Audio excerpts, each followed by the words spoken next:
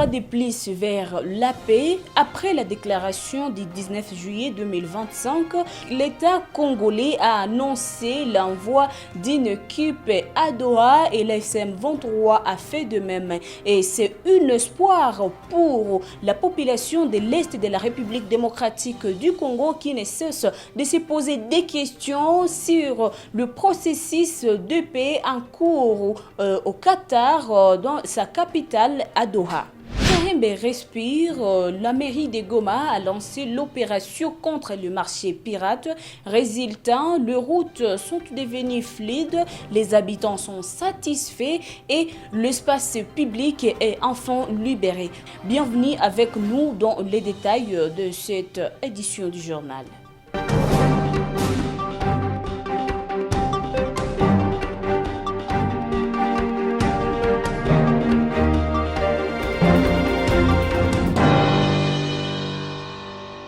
C'est une nouvelle session d'information chez Yobi Télévision. Commençons par cet élément. La mairie de Goma, sous la FCM 23, a lancé ce lundi 18 août 2025 l'opération de suppression du marché pirate au quartier Kahembe. Une décision saluée par les habitants pour avoir désengorgé les artères principales, mais qui suscite encore des réserves. Certains vendeurs qui ont appelé à rejoindre les marchés officiels de Kahembe. Les détails dans ces reportages. Le lundi 18 août 2025, les autorités urbaines de Goma ont procédé à la suppression du marché pirate installé le long des artères principales de la ville. Cette mesure a été globalement bien accueillie par la population du quartier Kahembe. Plusieurs passants se sont réjouis de cette action, estimant qu'il contribue à améliorer la circulation et à réduire les embouteillages, tout en appelant les autorités à élargir l'espace réservé aux commerçants afin de pouvoir accueillir l'ensemble des vendeurs.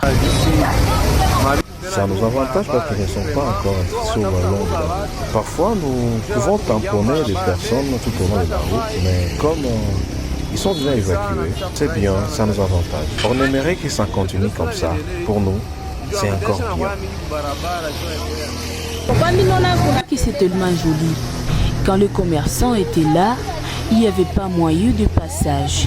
Il n'y avait même pas là où mettre le pied. On s'est cherché même le chemin dans la route, avec tous les risques de faire des accidents, d'être tamponnés.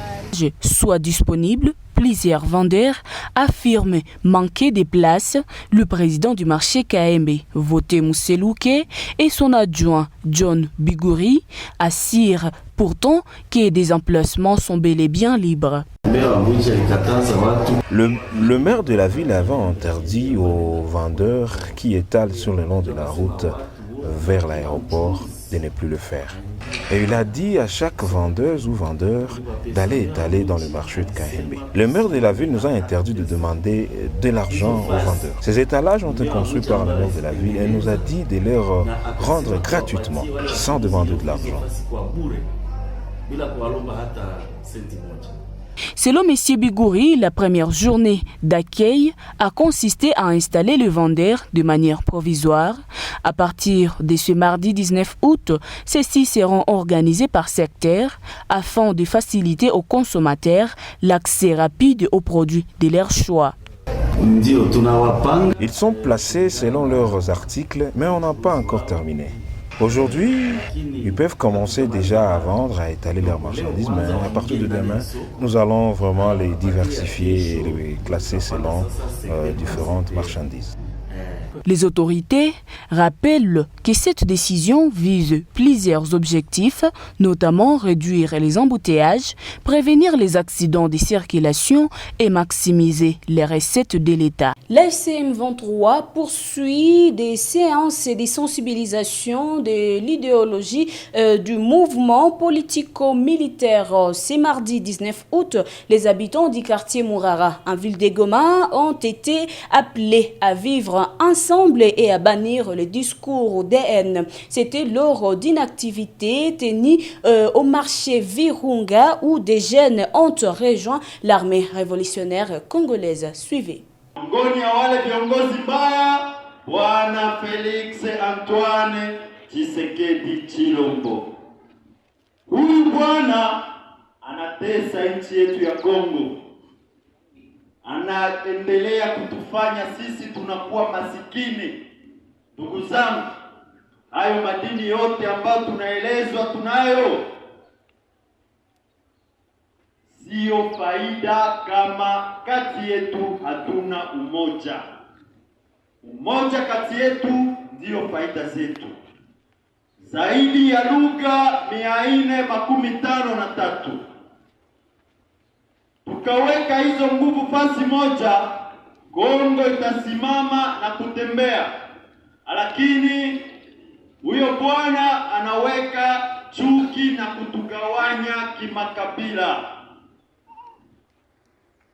Anatugawanya kimakabila ili aendelee kutuacha ndani ya distraction, tusione ile iliyokuwa muhimu kwa kujenga nchi yetu ya Kongo.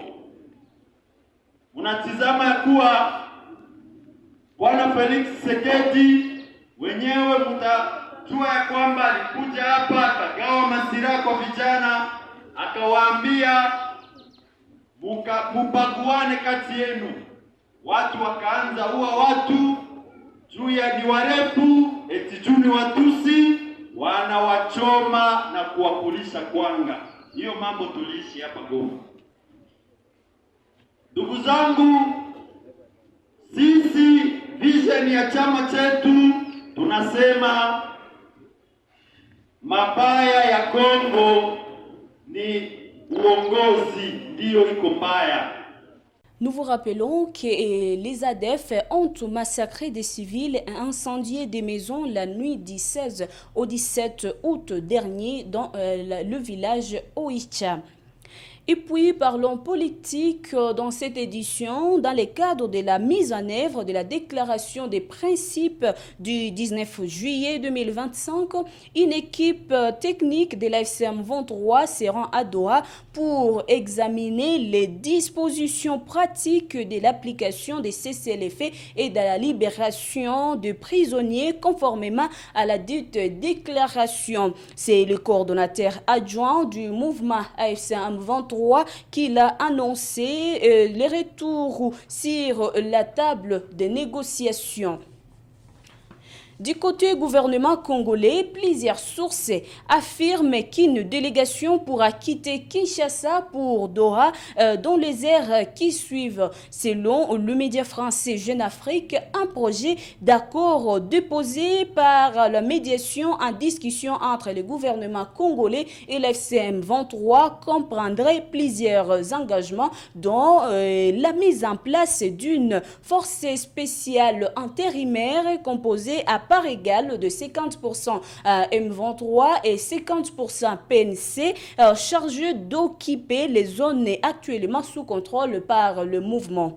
Et aussi la désignation par le président de la République de gouverneurs intérimaires ici de la M23 pour administrer les provinces sous contrôle des hommes d'Enanga jusqu'en 2027.